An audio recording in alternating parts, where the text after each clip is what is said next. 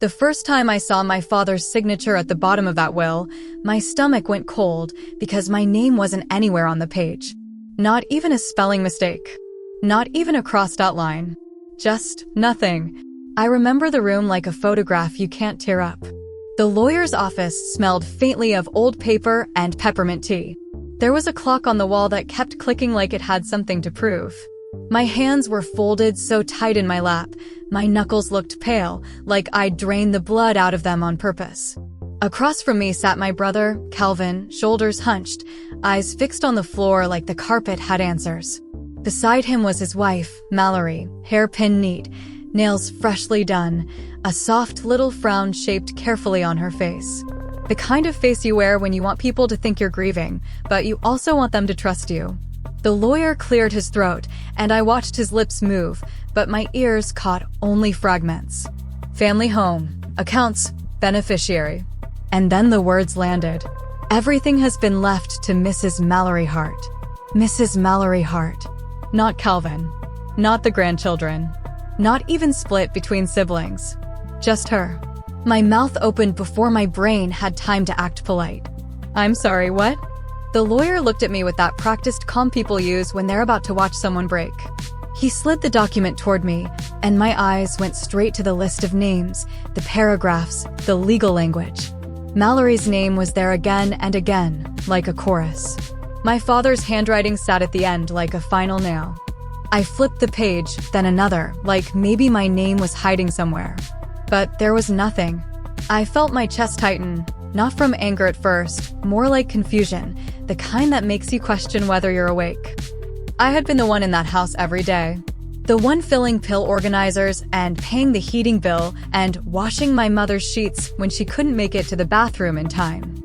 I had been the one who knew which step creaked, which cabinet door stuck, which night my father woke up coughing so hard he couldn't breathe.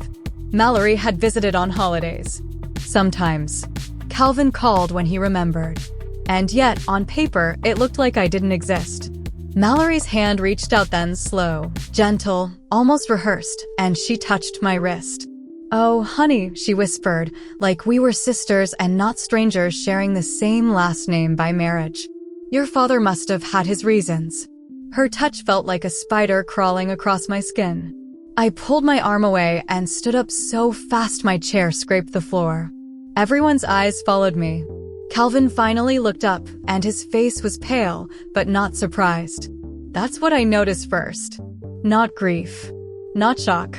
Just pale, like someone waiting for the storm they knew was coming. I didn't shout. I wasn't raised that way, and besides, there are pains so deep they don't come out loud. They come out quiet.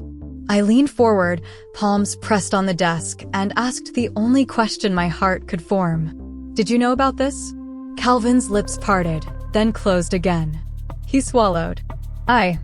Mallory cut in, smooth as butter. This isn't the time, Claire. That was my name. She said it like she owned it. I didn't argue. I didn't cry. Not there. I just nodded once, like I was filing something away. And I walked out into the parking lot where the sky hung low and gray, like it was trying to listen too. That night, I didn't go home. Because home didn't feel like mine anymore. Before all of this, my life was simple in the way most grown women's lives are simple. Not easy, just predictable. I was 42, divorced for nearly 8 years. I had a small bookkeeping job that I could do mostly from home, which was the only reason I was able to take care of my parents full-time once my mother's health started sliding downhill. My parents lived in the same house I grew up in, 2-story, white siding, a porch swing that used to squeal when you pushed it too hard. My mother kept flower pots lined up like soldiers in the spring. My father always fixed things himself, even when he shouldn't have. He'd stand there with a screwdriver in his hand and pride in his posture, like the world could fall apart, but not while he still had tools. When my mother's hands started trembling too much to hold a cup, I moved into the guest room for a while. A while turned into years. Mornings started with the soft beep of the blood pressure machine and the smell of oatmeal. Some days the oatmeal burned because I'd get distracted helping my mother stand up. Some days my father would eat in silence, staring at nothing, and I'd pretend not to notice the way his shoulders sagged. There were moments of warmth too, small ones, like my mother humming old church songs while I brushed her hair. Or my father telling the same story for the 100th time about how he met her at a county fair. But there was also exhaustion that settled in my bones like winter damp. Calvin lived 40 minutes away. He had a family, 2 teenagers, a job that always seemed to need him. I didn't blame him at first. Life is heavy. Mallory was polite, smiling, always bringing something store-bought and calling it homemade with a laugh that never reached her eyes. She'd talk about how hard it must be for me, then change the subject to her new patio furniture or the vacation they were planning. My father liked her. Or at least, he liked the version of her she showed him. She called him Mr. Hart, even after years of marriage, like she was trying to sound respectful. He'd puff up a little when she did. He liked respect. And foolish as it sounds, I was grateful when she was around because it meant someone else could refill the iced tea, even if just once. I didn't know then that some people don't help because they care. Some people help because they're taking measurements. The first Real crack appeared about 6 months before my father died. It was a Wednesday late afternoon. I had just come back from the pharmacy with a bag full of prescriptions and a receipt long enough to wrap a present. My mother was asleep in her recliner, her mouth slightly open, the TV murmuring softly.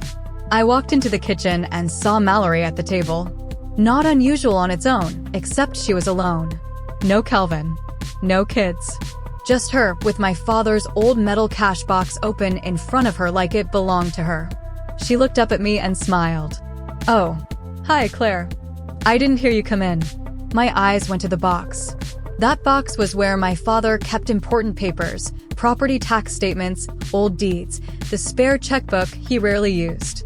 He'd always told me, "Don't go poking around in there unless I'm dead." Mallory's fingers rested on a small stack of envelopes. "What are you doing?"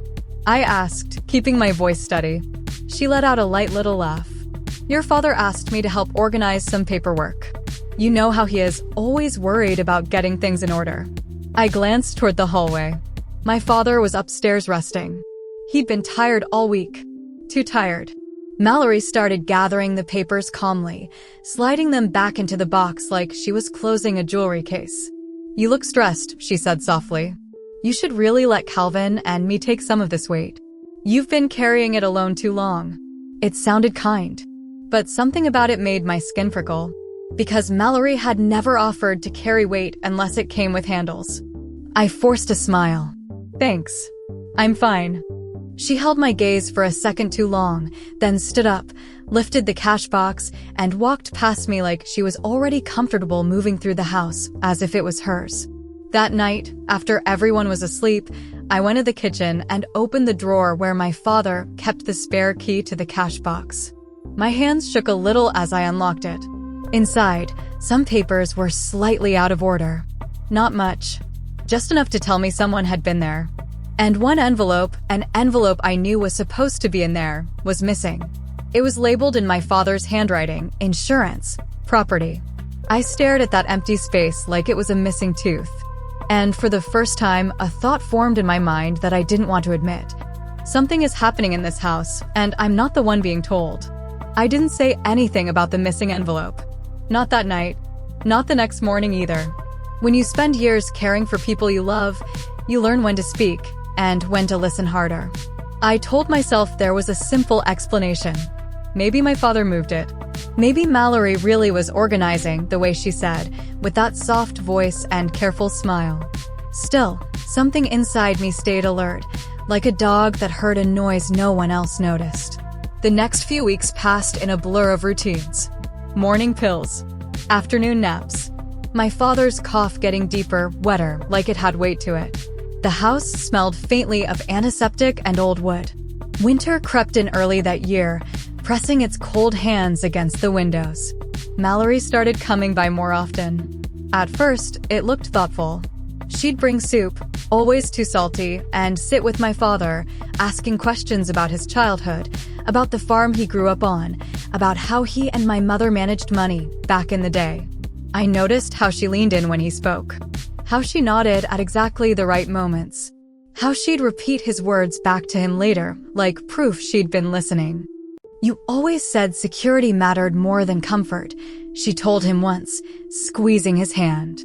"That's so wise." My father smiled, proud. He liked being seen as wise.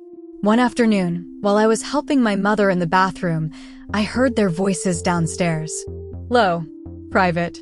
When I came down, they stopped talking. Mallory stood up quickly.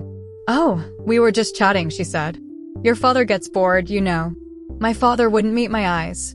That night, I lay awake listening to the house settle. The tick of the radiator. The wind brushing the siding. I tried to remember every conversation from the last year, every check I'd written, every bill I'd paid, every document I'd touched. I handled most of the finances. Or at least, I thought I did. The next clue came quietly, disguised as a mistake. I was balancing the household accounts one afternoon when I noticed a withdrawal I didn't recognize. Not large enough to scream theft, but not small either. $3,000 gone from one of my father's savings accounts. At first, I assumed it was medical, or a transfer, or maybe I'd forgotten something. I checked again. No corresponding bill, no record.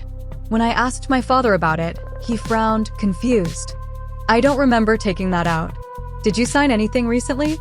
I asked carefully. He shrugged. "Mallory had me sign some papers.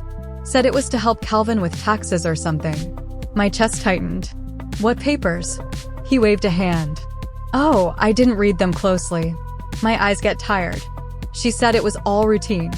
I went into the bathroom after that and locked the door. I sat on the edge of the tub and pressed my palm against my mouth to keep myself quiet. Because this wasn't routine. This was pattern. I started paying attention the way you do when you realize you've been living in a story where someone else is holding the pen. Mallory began answering questions before I could. She'd redirect conversations. She'd insist my father rest whenever I tried to discuss paperwork with him. And then there was Calvin. He grew distant. Short answers. Avoiding eye contact. When I asked him if he knew what Mallory was helping Dad with, he sighed and said, "You're reading too much into things, Claire." That hurt more than I expected. Because I wasn't asking as a sister competing for inheritance. I was asking as the daughter who changed their parents' sheets at 2 in the morning. The night my father died was quiet. Too quiet. He passed in his sleep, hand resting on the blanket like he'd simply let go of something heavy. I sat beside him until the room grew cold, listening to the silence stretch. Grief is strange like that. It doesn't roar. It hums. The days after blurred together, condolences, casseroles, flowers with ribbons that wilted faster than my heart could catch up. Mallory took charge of everything. She spoke to the funeral director. She organized paperwork. She hugged people who barely knew my parents and cried just enough to look sincere. I watched from the edges, numb. A week after the funeral, she asked if she could help go through my father's documents. I said no. She smiled anyway. "I just want to make things easier for you," she said. But I'd learned by then that Mallory's version of easier usually meant quiet. The official reading of the will came a month later. That was when my name disappeared. After I walked out of that lawyer's office, I sat in my car for a long time. I didn't turn the engine on. I just sat there, hands gripping the steering wheel, feeling like the ground had shifted under me. Eventually, shock faded into something sharper. Clarity.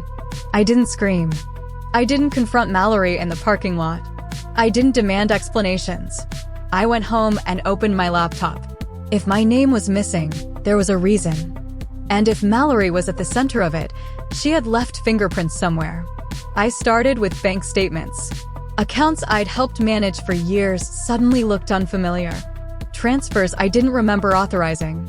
Documents signed during periods when my father had been heavily medicated. I requested copies. I made notes. I printed everything. Then I checked insurance policies. That missing envelope? It hadn't disappeared by accident. The beneficiary had been changed. From Estate of Harold Hart to Mallory Hart. Signed 6 months before my father's death. I felt sick. The date lined up perfectly with the afternoon I'd found her at the kitchen table. My hands shook as I held the papers, but my mind was steady. This wasn't inheritance. This was manipulation. And suddenly, everything made sense. Her visits, her questions, her concern for security. She hadn't been comforting my father. She'd been rewriting him. I contacted a lawyer the next day. Not the family one. A quiet woman with sharp eyes and a voice that didn't waste words. She listened without interrupting as I laid everything out. When I finished, she leaned back and said, "This isn't just unethical. It may be illegal." I exhaled for the first time in weeks. We started building a timeline. Signatures. Dates. Medical records showing cognitive decline. Witness accounts from nurses who remembered Mallory insisting on being present during paperwork discussions. The more we dug, the uglier it became. There were loans taken out in my father's name. Credit lines opened without clear explanations. Money funneled into accounts Calvin didn't even know existed. When I finally confronted Calvin with the evidence, his face crumpled. "She told me it was all handled," he said quietly. "She said you didn't want anything, that you were tired and planning to move on." That was the moment betrayal shifted shape. It wasn't just Mallory. It was the way she'd turned silence into a weapon. I didn't feel rage then. I felt resolve. Because if Mallory thought she could erase me quietly, she didn't know who had been watching. The strangest thing about uncovering a betrayal is how calm it can make you once the shock wears off. After Calvin admitted what Mallory had told him, I didn't raise my voice. I didn't accuse him the way a hurt sister might. I just listened. Because somewhere deep inside, I had already separated my grief from my purpose. Calvin sat at my kitchen table, shoulders slumped, hands wrapped around a mug of coffee he hadn't touched. The steam curled up between us, fogging the space like a thin curtain. "She said you didn't want the responsibility anymore," he murmured. "That you were burned out. That you'd told Dad you didn't care about the house or the money." I let that sit for a moment. Then I said, quietly, "Did that sound like me?" He shook his head, tears sliding down his face. "No. But she said you asked her to handle it because you trusted her more than me." That was Mallory's gift. She never lied outright. She bent the truth just enough to make it believable. I reached across the table and placed my hand over Calvin's. "I'm not here to punish you," I said. "But I need you to understand something. She didn't just steal from me. She stole from our parents. From you. From your kids." He nodded slowly, like someone waking from a bad dream. That night, I went back to my childhood home alone. The house felt hollow without my parents. Every step echoed. The smell was different now, no more oatmeal, no more antiseptic. Just dust and faint lavender from my mother's old sachets tucked into drawers. I walked room to room, touching familiar things. The dent in the hallway wall where Calvin and I had crashed into it during a childhood argument.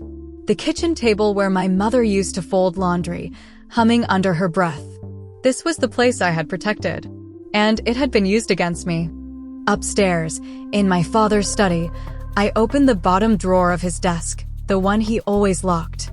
The key was taped underneath, just like he'd shown me years ago. Inside were notebooks, ledgers, old habits from a man who'd lived through lean times and believed in writing things down. As I flipped through the pages, my heart sank. Dates, amounts, notes in my father's shaky handwriting. M says this is for security. M handling bank now. M says Claire doesn't need to worry. M. Mallory. I sat down in his chair and cried, not loudly, but deeply. The kind of crying that comes from realizing someone you loved had been guided into betrayal while you were busy protecting them. But grief didn't stop me. It sharpened me. The legal process moved slowly, deliberately. We filed petitions, requested injunctions to freeze accounts, subpoenaed records. Mallory didn't panic at first. She called me, voice smooth as silk. "Claire, this is getting out of hand," she said. "Your father made his choices. Dragging this into court is just ugly." I held the phone away from my ear for a second, then brought it back. "What's ugly," I replied, "is manipulating a dying man." Her tone shifted then, just a fraction. "Be careful," she said. "You could lose everything." I smiled to myself. "I already lost what mattered," I said softly. "Now I'm just balancing the books." She hung up. That was when the cracks really started to show. Mallory's friends began calling Calvin, asking questions, wondering why accounts were frozen, why lawyers were involved. Whispers moved through the family like wind through dry leaves. At the first hearing, she sat across the room from me in a tailored blazer, chin lifted, eyes cold. But her hands betrayed her, fingers tapping, foot shifting. The judge listened, asked questions, studied documents. When the medical records were presented, showing my father's cognitive decline during the months key signatures were obtained, Mallory's lawyer shifted in his seat. When the nurse testified that Mallory had insisted on being alone with my father during financial discussions, the room went still. Mallory didn't look at me. She stared straight ahead. The turning point came when the insurance company's representative took the stand. They confirmed the beneficiary change, confirmed the date, confirmed that the request had been submitted online, using credentials Mallory had access to, not my father. That was the moment the air changed. The judge leaned forward. "Mrs. Hart," he said, addressing Mallory, "can you explain this discrepancy?" Mallory opened her mouth, closed it, then spoke. "I was helping him. He asked me to." The judge nodded once. "We'll let the evidence speak." And it did. Emails, transfers, recordings of phone calls where Mallory coached my father through explanations he didn't fully understand. By the end of the day, the narrative she'd built so carefully collapsed under its own weight. The house, the accounts, the policies, they were all placed back into the estate. Mallory lost access to everything. Calvin sat beside me, silent, stunned. Mallory stood alone. The fallout wasn't loud. It was quiet, social, permanent. Friends stopped calling her. Invitations dried up. People who once praised her selflessness now avoided eye contact. She moved out within weeks. Calvin filed for separation soon after. As for me, I didn't celebrate. Justice isn't fireworks. It's restoration. Months later, I stood on the porch of my parents' house, keys in my hand. The evening sun painted the sky in soft golds and blues. I breathed in deeply. The house was still standing. So was I. I didn't win money. I reclaimed truth. And that was worth more than anything she tried to take. In the weeks after the ruling, life didn't snap back into place the way people imagine it does when justice is served. It softened instead. Slowly. Like a bruise fading. The house felt different once the lawyers stopped calling. The silence wasn't anxious anymore, it was spacious. I opened windows. I donated old clothes. I let the dust settle where it wanted to, then wiped it away when I was ready. Calvin came by often. At first, he hovered in doorways like a guest who wasn't sure he still belonged. We drank coffee at the same kitchen table where Mallory once spread out my father's papers, and we talked carefully, like people learning a new language. "I don't know how I missed it," he said one afternoon, staring at the grain in the wood. "She was always so convincing." "She didn't convince you," I replied gently. "She redirected you. There's a difference." He nodded, ashamed. I should have been here more. I didn't argue. Guilt is heavy enough without someone piling it on. Instead, we talked about our parents, small memories, shared ones. The way our mother cut crusts off toast even when we were grown. The way our father whistled when he fixed things, always off-key. Grief, when shared honestly, stops being a weapon. The estate process took months. Paperwork. Appraisals. Quiet signatures. Nothing dramatic. When it was done, the house was split between Calvin and me, just as our parents had always said they wanted back when their words still belonged to them. Calvin told me to keep it. "You earned it," he said. "I've got my place. This one, it's yours." I didn't accept right away.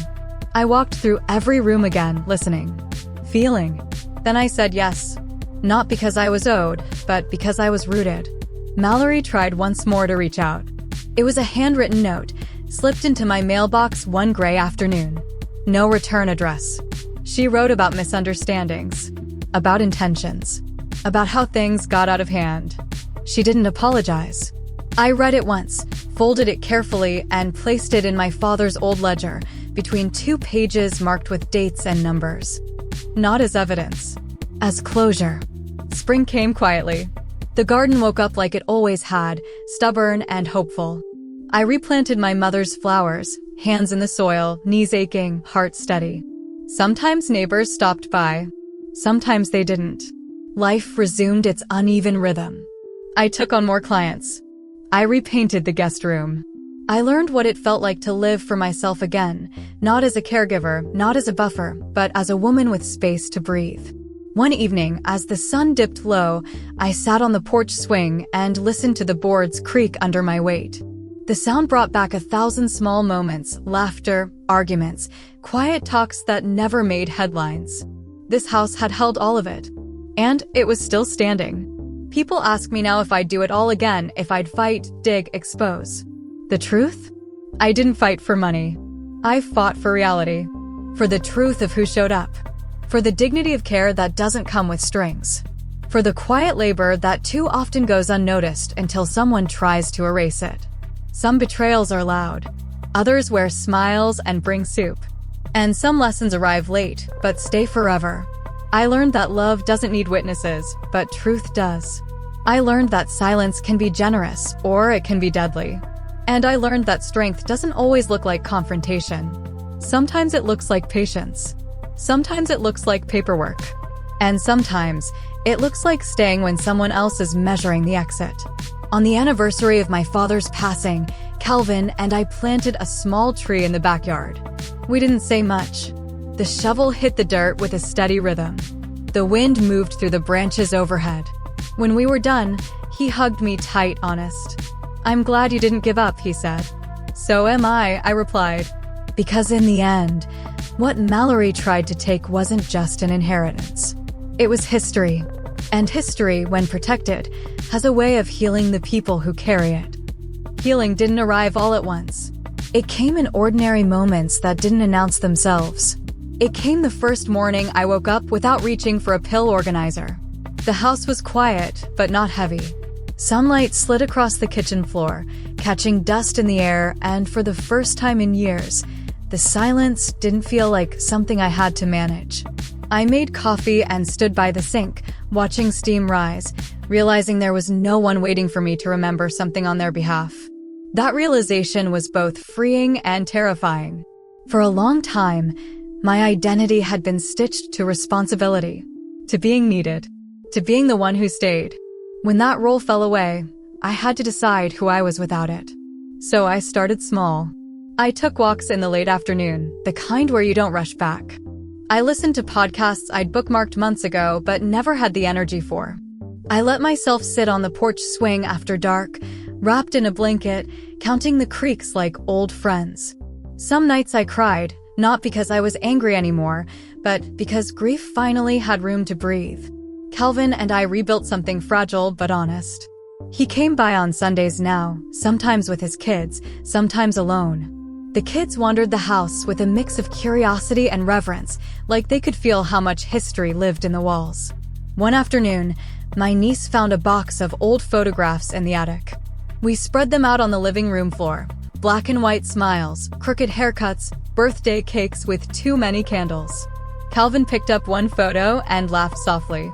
I forgot how serious Dad looked all the time. He wasn't, I said. He just saved it for private moments. Calvin nodded. I missed a lot of those. I didn't correct him. Regret has its own voice. As for Mallory, she faded into the background of our lives the way some storms do, leaving damage behind, but moving on to somewhere else. Occasionally, someone would mention her name in passing. A mutual friend. A distant cousin. Each time, it felt less sharp. I didn't wish her harm. I didn't wish her success either. I wished her distance. That was enough. I returned to work fully, taking on new clients who didn't know my history, didn't see me as the one who stayed. They just saw competence, reliability. And I realized how much I'd missed being seen without explanation. One client, a woman my age, asked casually over the phone, "Do you have family nearby?" I paused, then smiled. "I do," I said, in different ways. And it was true. Family, I learned, isn't just blood or marriage or obligation. It's presence. It's truth spoken even when it's uncomfortable. It's showing up without measuring what you'll get in return. On a warm evening in early summer, I hosted a small dinner in the house, nothing fancy. Calvin, the kids, two neighbors who'd quietly checked in during the worst months.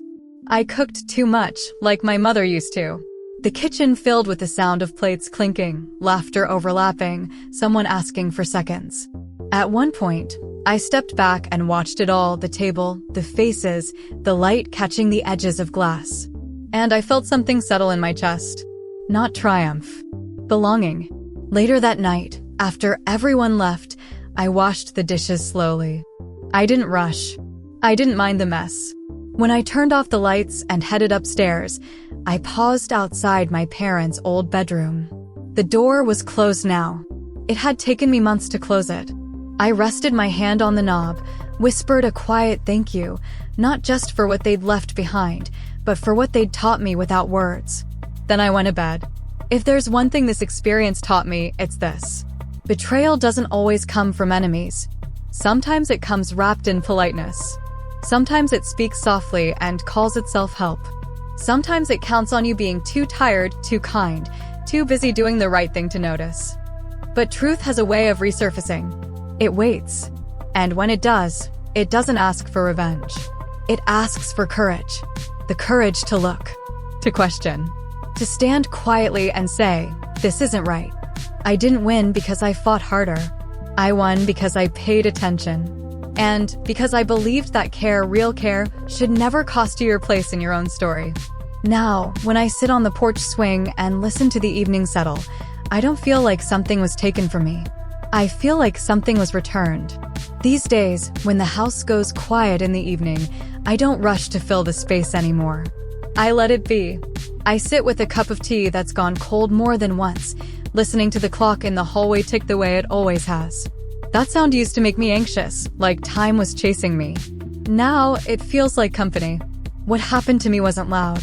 There were no screaming matches, no dramatic confessions under bright lights. It happened in whispers, in signatures I didn't see being written, in trust one didn't know was being borrowed. And maybe that's why it hurt the way it did. Because the deepest betrayals don't come from strangers. They come from people who know exactly how much you can carry and decide to add more. For a long time, I wondered if staying had been a mistake. If being the reliable one had made me invisible. If loving without keeping score had cost me my place in my own family. But I don't believe that anymore. Because the truth is, care leaves a trail.